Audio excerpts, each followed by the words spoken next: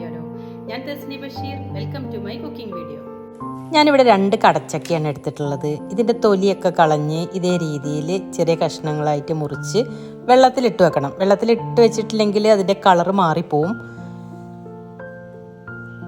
കുറച്ച് സമയം വെള്ളത്തിലൊന്ന് ഇട്ട് വെച്ചതിന് ശേഷം നന്നായിട്ട് കഴുകി വൃത്തിയാക്കി 1/2 ടീസ്പൂൺ മഞ്ഞൾപ്പൊടി, ആവശ്യത്തിനുള്ള ഉപ്പും 1/4 ഗ്ലാസ് വെള്ളം ഒഴിച്ച്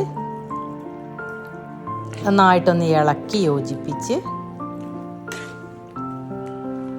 മൂടി വെച്ച് വേവിച്ചെടുക്കാം. ഇടയ്ക്കിടയ്ക്ക് മൂടി തുറന്ന് ഇളക്കി കൊടുക്കണം.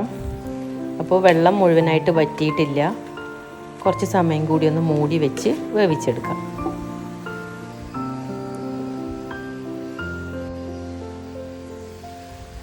അപ്പോൾ വെള്ളമൊക്കെ നന്നായിട്ട് വറ്റി വന്നിട്ടുണ്ട്. വെന്തിട്ടുണ്ടോ നോക്കാം. കൈകൊണ്ട് ഇങ്ങനെ പിടിച്ചാൽ ഇങ്ങനെ ഉടഞ്ഞു വരുന്ന ഈ ഒരു പരുവം വെന്തിട്ടുണ്ട്.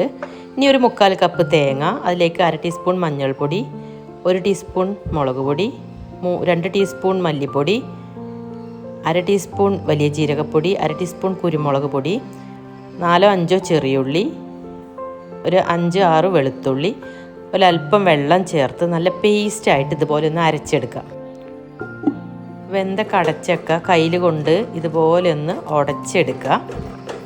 നന്നായിട്ടൊന്ന് ഉടച്ചെടുത്തതിന് ശേഷം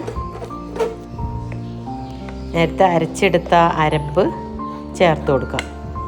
എന്നിട്ട് നന്നായിട്ടൊന്ന് ഇളക്കി യോജിപ്പിക്കുക. തീ വളരെ കുറച്ച് വെച്ച് 2-3 മിനിറ്റ് കഴിഞ്ഞാൽ തീ ഓഫാക്കുക. എന്നിട്ട് വെളിച്ചെണ്ണയിൽ കടുക്, വറ്റൽമുളക്, വേപ്പില താളിച്ചൊഴിക്കുക. അപ്പോൾ നമ്മുടെ കടച്ചക്ക പെരട്ടി കൂട്ടാൻ ഇവിടെ തയ്യാറായിട്ടുണ്ട്. നിങ്ങളെല്ലാവരും ഒന്ന് തയ്യാറാക്കി നോക്കൂട്ടോ. നല്ല ടേസ്റ്റാണിത്. ചോറിൻ്റെ കൂടെയും കഞ്ഞിയുടെ കൂടെയും ഒക്കെ കൂട്ടി കഴിക്കാൻ പറ്റിയ നല്ലൊരു പെരട്ടി കൂട്ടാനാണ്. തീർച്ചയായും നിങ്ങൾക്ക് എല്ലാവർക്കും ഇഷ്ടപ്പെടും.